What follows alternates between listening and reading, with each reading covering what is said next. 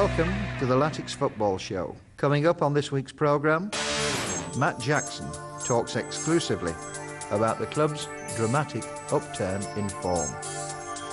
Manager Paul Jewell previews Saturday's home game with Fulham, and we reflect on a wonderful win for the reserves over Manchester United at Robin Park. Matt, crucial stage of the season, big game on Saturday against Fulham. We desperately need the points, don't we? We do, but we don't need them as desperately as we did 3-4 weeks ago when we sat on 22 points, and 40 points looks an awful long way off at that point. So we've done really, really well in the 3, 4, 5 games recently, and it's another great one to look forward to. What would you put your finger on the reason why we've turned the corner so well?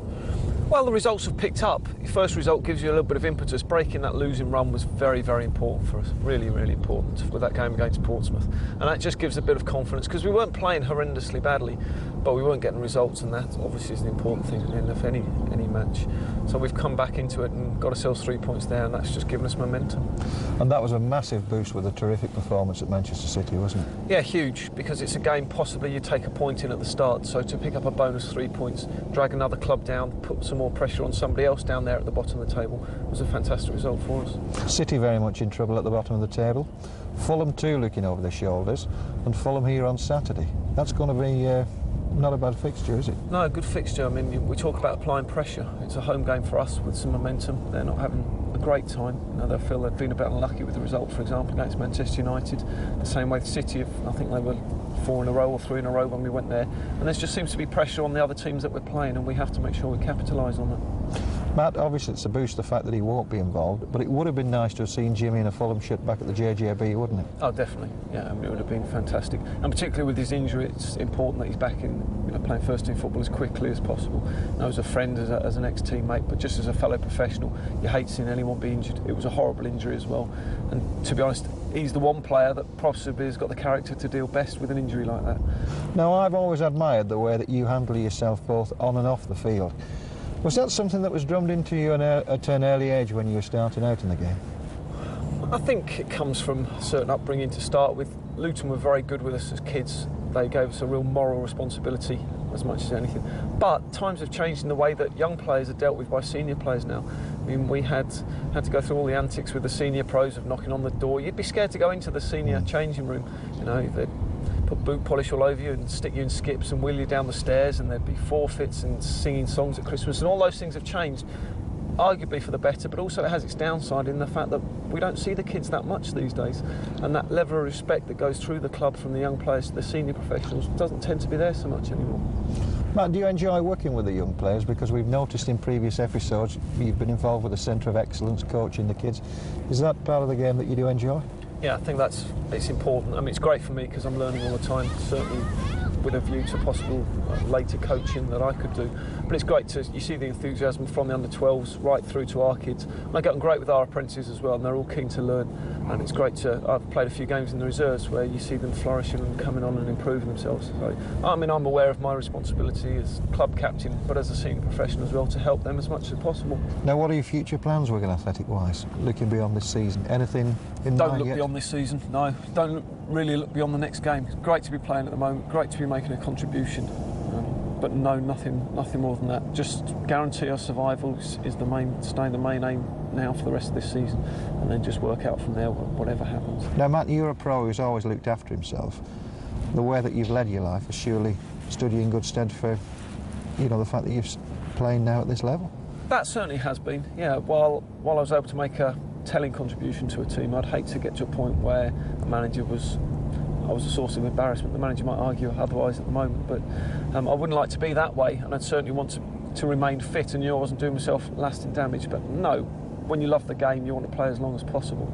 There's no reason for me to stop playing, certainly at this moment in time. And of course you've looked after yourself, haven't you? That's stood you in good stead. Yeah, I mean, I've been lucky in that a lot of the help that's developed over the years with regards to nutrition and physicists and sports physiotherapists coming into the football clubs, sports fitness teams come in. So that's helped me, so I've been able to develop along with that. Had I played maybe 10 years earlier, I might not still be playing at the age of 35 because times were different, diets were different. Just allowed me to be disciplined because everybody else is doing it. Competition time now, and the chance for a child to lead Wigan Athletic out as mascot for the forthcoming home game against Bolton Wanderers on Saturday, April 7th. To enter, all you have to do is answer the following question. Who saved a penalty for Wigan recently in the match with Newcastle United? Was it A, Mike Polly, B, John Filan, or C, Chris Kirkland?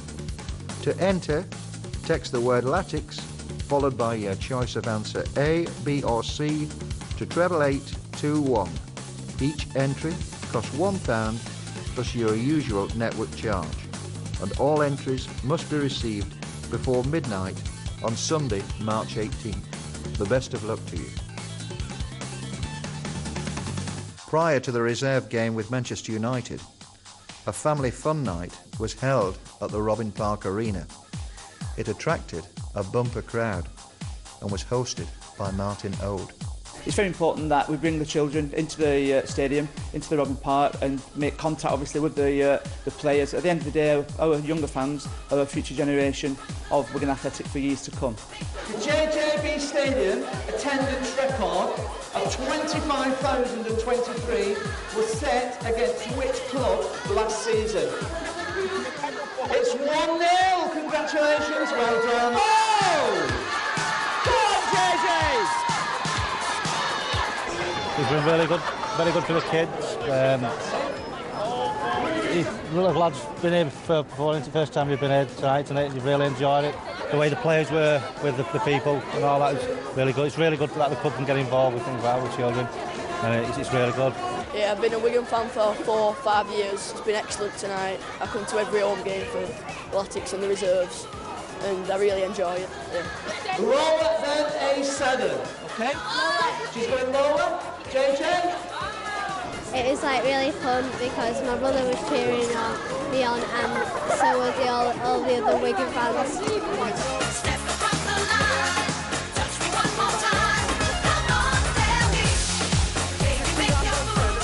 The game saw the return from injury of skipper Arian Dazoo. Ian Longstaff provides the commentary. Dazoo at the far post, heads it down, but it's across the goal. Falls to Eagles, collected by Dong, got chance for a shot, and that wasn't far away from his first goal for the club.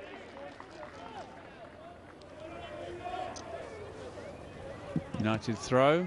Oh, that's sloppy. Valencia's onto it. Bearing in on goal. Oh, and he's let go of that one. It hits the bar. And Agahawa's there on the rebound. Yes! 1-0 to Wigan. The Nigerian was quickest after the ball had rebounded from an absolute pile driver from Valencia. Let's just watch this one. And Tom Heaton was beating all ends up, and Agahawa, thankfully, there on the rebound. Agahawa tracking back. Nice bit of business there in the centre. Finds Johansson. He's got away from Lee. He's got Cottrell on his right if he needs him. He might not need him though. Oh, and he certainly doesn't. 2-0 Wigan. Well, he rode his luck a bit there, but there was no luck involved in the shot. And Peter Moore's on the overlap here, and they've found him. He's got space. Cuts it back. Cottrell. Across the face. Agahawa. Oh, good foot in there from Ungalula.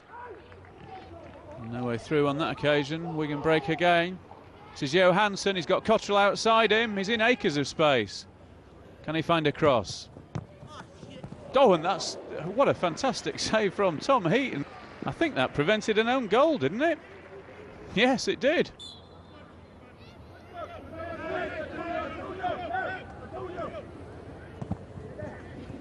A flick on from Michael Lee. Rebounds to Eagles. Makes himself some room, and that was a smart shot, but saved by Carlo Nash.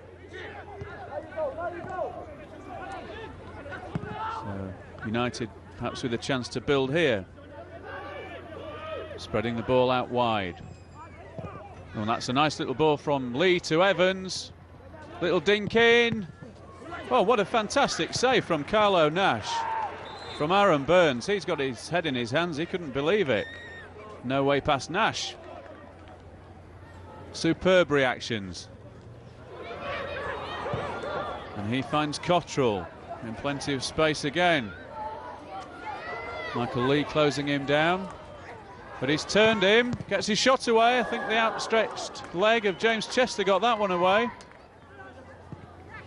It's all a bit congested in that midfield area, but they've got another chance. Sean Evans away, and Carlo Nash has brought him down, and the referee's given a penalty.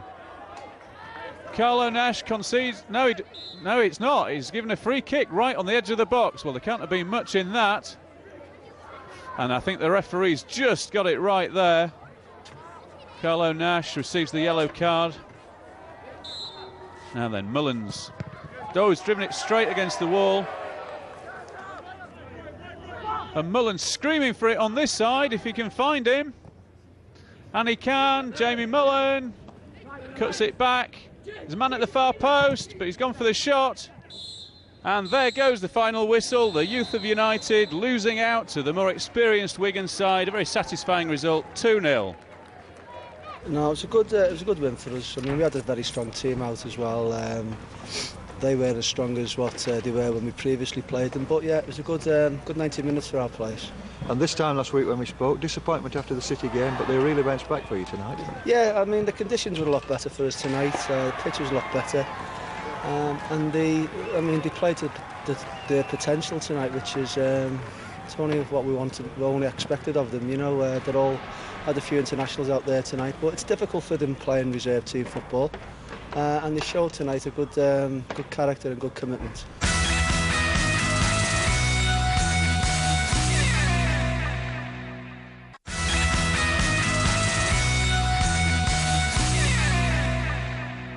Time for the youth profile now, and this week it's defender Luke Ashworth who's in the spotlight. I'm Luke Ashworth. They like to call me Swampy for some reason. Don't really know why. I'm from Bolton and I'm a centre half. As a defender, my best playing quality is probably my heading and my tackling. The best personal quality would be that I'm level-headed and probably easy to get along with. As a footballer, I'm calm, strong and determined. The toughest thing about being an apprentice is probably the jobs that we have to do day in, day out. Like cleaning boots, sweeping up, etc. At the club I clean Emerson Boyce's boots. He's a really good defender. Footballing icon will probably be, at this moment, John Terry. He's a leader on the pitch and shows great commitment. In the current Wigan first team, I admire Arian Dezou, as he's a leader on the pitch and he's giving numerous tips off it to improve my game as well. The best piece of footballing advice I've been given is probably work hard and never give up. My favourite food is probably steak. I used to have it with chips, but I can't now, so I have it with salad instead. My favourite TV programme is probably Shameless. Very funny, it's enjoyable to watch. As a film star, I'd like to be Sylvester Stallone, because he's dead hard. As a pop star, I'd like to be Justin Timberlake or Jay-Z because they get all the birth. Dream date is probably Jessica Simpson, because she's stunning. People say my worst habit is biting my nails. My mum says I do it all the time, but I've been trying to stop recently. Preston North End were the latest opponents for the Wigan Athletic youth team. Ian Longstaff again provides the commentary. They've got a chance to get it back in here. Lewis Montrose up for it, it's over him. Blocked by the keeper. Ashworth, no.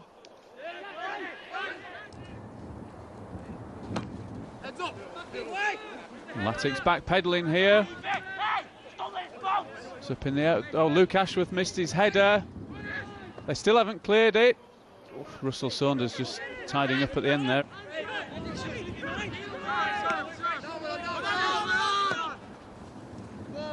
It's down the middle again from Preston.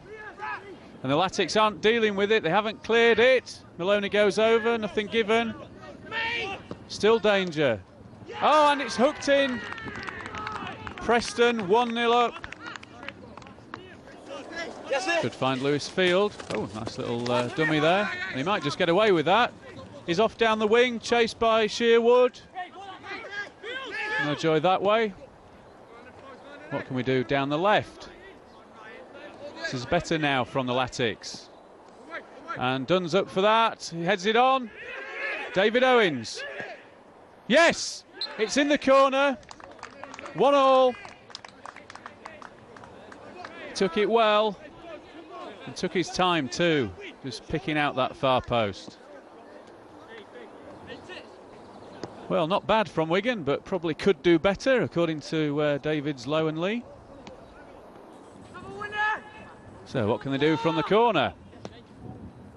Ashworth getting it back in, and a crisp shot there that was well saved out to Montrose, but he's had it nicked off him. Now then, there's a break on for Preston. Manwaring, Latics back pedalling. Lewis Field's not going to make that.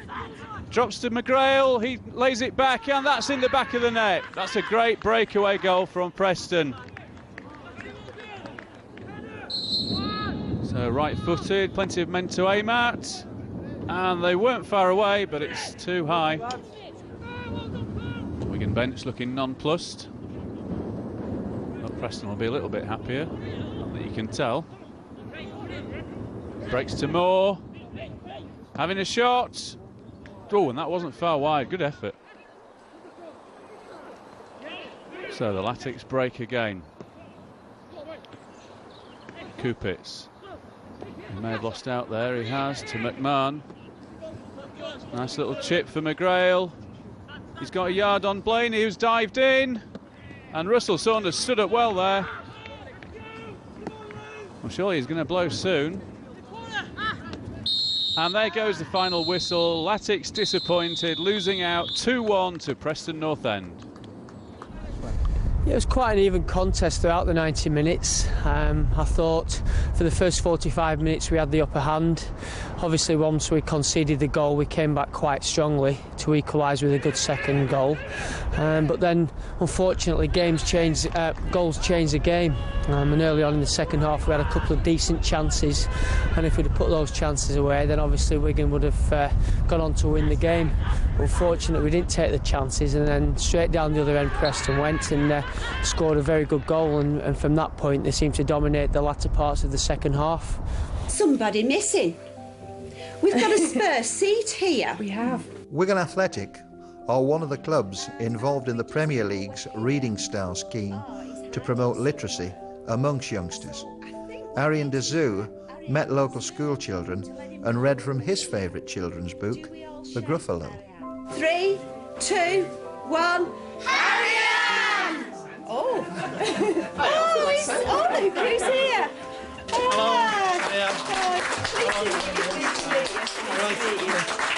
Is this for me? Yes, that's for you. We've saved it specially. Thank you, thank you. Hello. You all right? Thanks for shouting.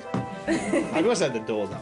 The Premier League Reading Stars initiative is something that we're doing again this year, and working very closely with Wigan Athletic on it. And it's a really exciting initiative, really about promoting reading and books to young people in Wigan, and promoting the library service and everything that we do there. I know myself, I wasn't the best reader when I was a kid, but I've started to appreciate it when I got a bit older, and I always try and stimulate my kids to read, like switch the telly off and get a book, and they seem to enjoy it. And it's good for their sort of creativity and for their own imagination to, to make up their own characters and things. And it obviously puts them in good stead for the future. Do you know the story of the Gruffalo? Ah, OK, well, the little mouse has just bumped into the big Gruffalo, thinking that it doesn't exist, but it does, obviously. So the mouse walks through the wood and all of a sudden bumps into a Gruffalo. But who is this creature with terrible claws and terrible teeth and terrible jaws? He has knobbly knees and turned-out toes and a poisonous wart at the end of his nose. His eyes are orange and his tongue is black, and he has purple prickles all over his back. Oh no, help! Oh no! It's a Gruffalo! And that's more or less one page. That's great. Thank you very much. He had a favourite book called The Gruffalo, and he read us some pages. I enjoyed him reading The Gruffalo, and I'd like to read it myself. Oh, it's fantastic to have Ariane involved. He very much is, a face of Wigan, and seems to respond really well to young people, and have him championing reading and books is just fantastic. Footballers have got a bit of a stigma, but I think it's a bit over the top sometimes. There's plenty of footballers I know nowadays that have a qualification and do take other interests outside football, and I think it's good to show kids that footballers are not just footballers, but also people that have a life, and try and encourage the good things. When we had books, there was hardly any pictures in it, so I think it's more encouraging for kids to read nowadays. But like you say, there's that many distractions that a lot of them don't pick up the book, and it's good to promote that, I think. This is the Gruffalo remind me of Wigan. Who does the Gruffalo? Whoever I'm going to say now is going to not be very happy with me, I tell you that. Lee McCulloch. He will not like me anymore now. So probably best keep that quiet. Paul, a return to Premiership action this week at home to Fulham, a game that you can definitely win. Fulham are in the same region as in the league, so it's a big game for both teams, yeah. So it'll be a good game. Hopefully we'll have a good atmosphere there and try and make home advantage count. And a big week in training this week following the break at weekend. Yeah, it was. You never know whether it's a good thing to have a break or not. But you have to deal with it. So we had the players training all last week. Give them a weekend off to recharge the batteries. We're coming this morning, and as you said, it's all guns blazing towards Fulham now. Arian Dazou back to full fitness. Played for reserves last week. Obviously in contention this weekend. Yeah, he played for reserves last week. He'll play some part in the reserve game tomorrow, as will Paul Sharner. Paul's quite away from match fitness, looking at him in training, but there's only one way to get there, and that's to work hard, and that's what we've been doing with him. Do you feel we've missed Sharner this season, Paul? Well, you miss all your good players. We've missed Arian Dazou, we've missed Omri Kamara, we've missed Paul Sharner. We're all good players, and having said all that, I think the midfield too have done as well as they have done all season in the last 2 or 3 weeks. So, they've got the shirt at the moment, and it's up to them to get out the team. At the start of the season, though, it was your plan to run with Paul Sharner as a midfielder, wasn't it? Though, if I remember. Yeah, right. When he came, I watched him in Norway, and he played as centre back, also midfield, and I felt at times his concentration wasn't for the Premiership wasn't as good as it could be at centre half, and I think he's realised that quickly.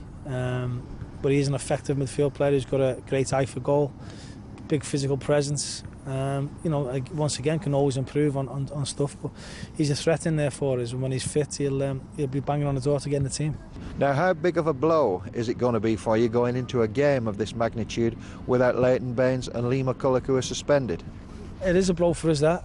Lee McCulloch and Baines have formed an excellent partnership down that side, and obviously fits all suspension we could have done without. Emerson Boyce is injured, so we're going to be stretched. But the people who come in, whoever that is, will be. It's up to them to put a performance on and give me a problem for the week after or the 2 weeks after. This is where the likes of David Unsworth can come into their own. Yeah, Unzi and Kevin Kilban and people like this, and we've got good players, we've got good people as well, and whatever you say about us our season or what people think about us, we're together, and if you beat one of us, you got to beat all of us. We saw against Newcastle the important role that the fans played. They came and got behind you. Yeah. I take it you're hoping for the same again this weekend? Yeah, it was a great atmosphere against Newcastle. I think obviously Newcastle fans filling that end, that they helped make the atmosphere, but I thought our supporters responded wonderfully well, as did the team, and they did get the team through difficult periods of that match. Might be the same on Saturday. I don't think for 1 minute Fulham will bring anywhere near the following that Newcastle did, but if our supporters can make a... It's quite interesting. Glenn Roeder was saying in the press conference that he thought our crowd influenced the referee. Well, that hasn't happened too often, and that's like the kettle calling a pot black, I think, with the Newcastle fans. But it does make a big difference if our fans can really be partisan towards our team and really, noisy. It makes a big difference. And of course, that would be Little Wigan he would be referring to, of course. It would be Little Wigan, yeah.